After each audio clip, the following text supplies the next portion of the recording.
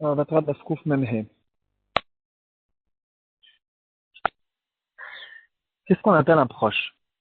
À partir de quand? À partir de combien de générations? Jusqu'à plutôt combien de générations? Est-ce qu'un cousin, un petit cousin, un arrière-petit cousin? Jusqu'à où ça va? Quelqu'un qui est considéré comme un proche. Euh, il peut arriver, c'est des cas qui sont très rares, ça arrive pas tous les jours. Une personne, il reçoit un message comme quoi un oncle lointain qui habite dans un autre pays, il est niftar et il a laissé dans son testament, il a demandé de distribuer ses biens, il était peut-être très, très riche, et on demande de distribuer ses biens à tous ses proches. Et là, quand ces choses-là arrivent, tout d'un coup, il y a plein de proches, plein de cousins, de petits cousins qui arrivent et plein de gens qui arrivent autour en disant, je t'ai proche, je suis son neveu, son arrière-petit-neveu, etc. Et il y a plein de dîners Torah de ces gens, dans toutes sortes de différentes nuances qu'il peut y avoir dans ce genre de dîner Torah, autour de cette histoire, de cette question, qui sont les proches? Quelqu'un qui a écrit dans son testament, je veux distribuer les biens que toute ma famille en profite, jusqu'à où ça arrive. Une histoire que nous ramène au Khatam Sofer, dans le chou du Khatam Sofer, Choshen Mishpat Kuf Kavzaïm. Là-bas, on retrouve cette histoire, et il nous dit comme ça. C'était l'histoire d'un riche qui a demandé de distribuer, avant sa mort, il a demandé de distribuer 500 zéhoubim, pièces d'or, qui sera distribué à tous les pauvres qui sont de ma famille, qui habitent dans telle et telle ville. Et donc, ce qui s'est passé, c'est que dans cette ville, il y avait beaucoup de gens, beaucoup de membres de la famille de cette personne, et ils étaient pratiquement tous des pauvres. Et le seul problème, c'est que la majorité d'entre eux, c'était des gens qui étaient peut-être de la famille, mais c'était de la famille lointaine, c'était des petits cousins ou quelque chose comme ça. Ils n'étaient pas vraiment de la famille proche. Alors, qu'est-ce que c'est un proche? Le Khatam Sofer, il donne un sac intéressant. Il dit que c'est vrai qu'en général, quand on parle d'un proche, quelqu'un qui dit et qui parle de ses proches, dans son intention, il il parle en fait de tous ceux qui n'ont pas le droit de témoigner, c'est-à-dire le signe jusqu'à où c'est considéré un proche, c'est quelqu'un que je ne peux pas témoigner avec lui. Celui-là, il est encore mon proche, il est encore quelqu'un de ma famille, et en fait, il y a une, une nafkamina halachique par le fait qu'il est considéré comme mon proche, c'est qu'on n'a pas le droit de témoigner entre nous. Par contre, le Khatam Sofer, il dit que dans ce cas, le cas du riche, euh, ça ne va pas marcher comme ça, parce qu'en fait, les proches qui répondent à cette définition, c'était que quelques personnes, et nous dit le Khatam Sofer, c'est pas logique de dire que le riche, il était intéressé de distribuer une somme tellement grande que pour quelques personnes.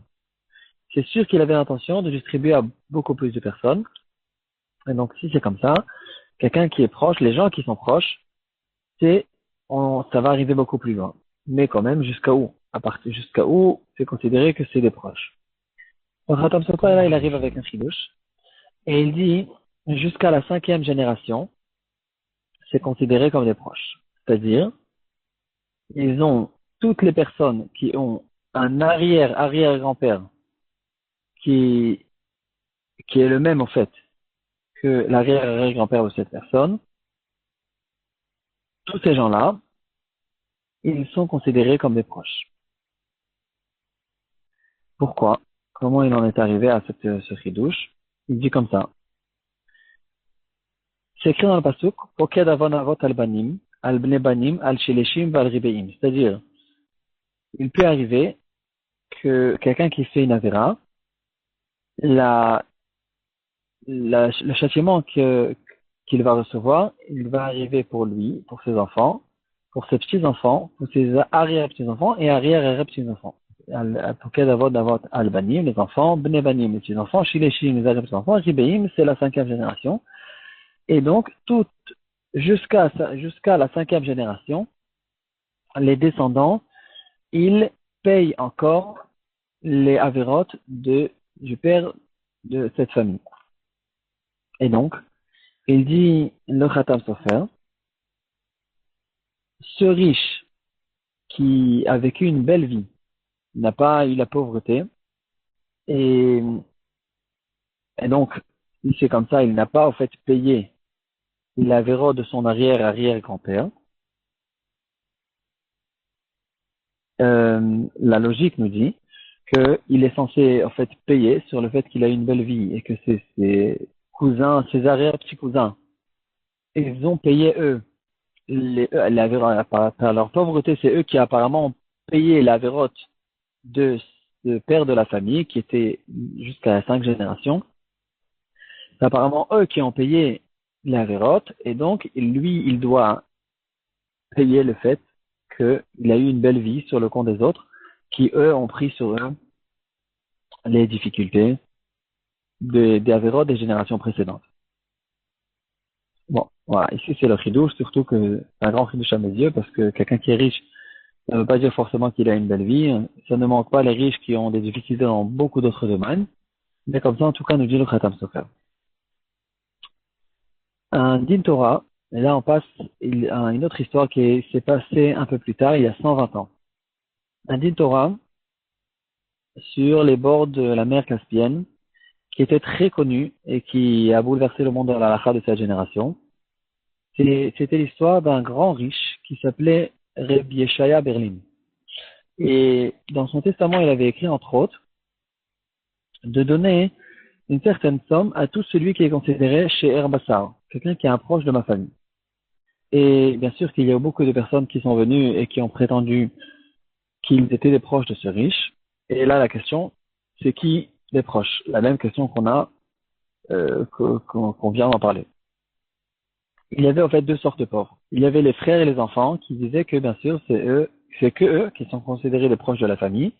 Tous les autres, c'est pas considéré les proches de la famille. Par contre, il y avait encore pas mal d'autres personnes qui sont arrivées. Ils ont dit non, nous aussi on est dans la famille. On est censé recevoir la somme. Et là-dessus, il y a un din Torah qui est arrivé. Ils ont choisi les trois gdolés d'or pour trancher cette halakha. Ceux qui étaient proches, ils ont choisi le Rav Yosef Rougine, très connu, Tzofnat Paneach, le Rogatchover. Les proches lointains, ils ont choisi Raphaïm de Brisk. Et les deux ensemble, ils ont choisi le troisième Dayan, Raphaïm Ozer Grodzinski. Et ce din Torah, il s'est passé dans la ville de Dovlen, à côté de Riga, sur la mer Caspienne.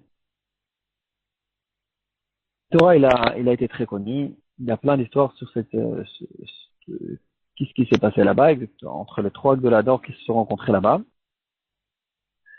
Et finalement, le psak qu'il était, ce grave Chaim Ozer Grodzinski, il a dit que un proche de famille, c'est jusqu'à la 4e génération. Un frère de Brice, il était d'accord avec lui, et donc le Rogatchover, il a dû se plier et être d'accord avec la majorité, les deux autres rabbinim. Quel était l'argument du Ephraim Ozer pour nous donner ici jusqu'à la 4e génération? Et là, il ramène quelque chose qui est en rapport avec Parashat Shavua. Et il ramène notre Mishnah. En fait, il ramène un Nimukei Yosef sur notre Mishnah. Et c'est écrit comme ça dans notre Mishnah. C'est écrit que les frères qui sont associés et que un d'entre ces frères, ils ont reçu un poste qui est en rapport au fait avec la famille. C'est pas c'est un poste qui gagne de l'argent et qu'il a reçu en général, il a reçu à cause du fait qu'il fait partie de la famille. Par exemple, c'était un poste que le père il recevait du roi et que maintenant que le père est niftar, il l'a donné à un de ses enfants. Tant qu'ils n'ont pas encore distribué l'héritage, alors il doit distribuer la paye qu'il reçoit, il doit la distribuer à tous les frères. Et le Nimukei Yosef, il dit que, à son avis, quand on dit ici qu'il doit distribuer l'argent à tous les frères, on ne parle pas que des frères, on parle de tous les cousins jusqu'à 3 générations. On voit tout de suite, c'est en fait 4 générations. Et il dit, c'est écrit dans le Midrash Rabbah, sur le pasuk Im tishkor li ou lenini ou nerdi, c'est dans, dans l'alliance qu'il y a eu entre Avimelech et Abraham, c'est écrit que cette alliance sera pour nous, nos enfants et nos petits-enfants. C'est-à-dire que on voit ici que la proximité maternelle, proximité familiale qu'il y a jusqu'à où ça arrive même pour les petits-enfants. Et donc, 2 frères, par exemple, quand il y a 2 frères qui ont, les deux, ils ont des petits-enfants, ces 2 petits-enfants, ils sont considérés encore comme des proches. Donc ici, au fait, on arrive à la 4e génération. Ces 2 frères, ils ont un père qui est le même père entre ces deux-là, et ces arrière-petits-enfants sont encore considérés comme des gens qui sont proches. Il y a 2 personnes qui sont associées avec eux-mêmes, ils sont associés, leurs enfants sont associés, c'est les petits-enfants, c'est au fait des cousins, et les petits cousins, c'est les arrière-petits-enfants de ces 2 frères, sont encore considérés. Donc ici, on remonte au fait jusqu'à la 4e génération plus haut, et s'il y a la même personne qui est le même arrière-grand-père que les deux, c'est considéré encore qu'ils sont comme des proches. Donc ici, on retrouve ici cette proximité jusqu'à 4 générations. Donc en fait, les petits cousins, ceux-là encore sont considérés encore comme des proches. Et comme ça, la halakha, elle a été tranchée dans ces dayanim, dans cette histoire de ce din Torah. Donc en fait, ce qu'on retrouve ici, c'est on retrouve 2 approches sur cette halakha. Il y a l'approche du Khatam Sofer qui monte jusqu'à 5 générations, et il ramène la référence du pasuk de ceux qui payent sur la véro de leur arrière-arrière-grand-père. Et on a vu ici une autre possibilité de regarder cette chose-là, c'est l'approche de ce din Torah qui s'est passé entre l'Egdol et Ador. Eux, ils ont ramené une autre source, la source de l'alliance qu'il y a eu entre Abraham et Avimelech. Et ici, on montre que 4 générations et pas 5 générations. Et en fait, ça dépend encore de beaucoup de choses, beaucoup de cas. Et voilà, ici, en tout cas, on a appris aujourd'hui jusqu'à où c'est considéré encore que 2 personnes sont dans la même famille.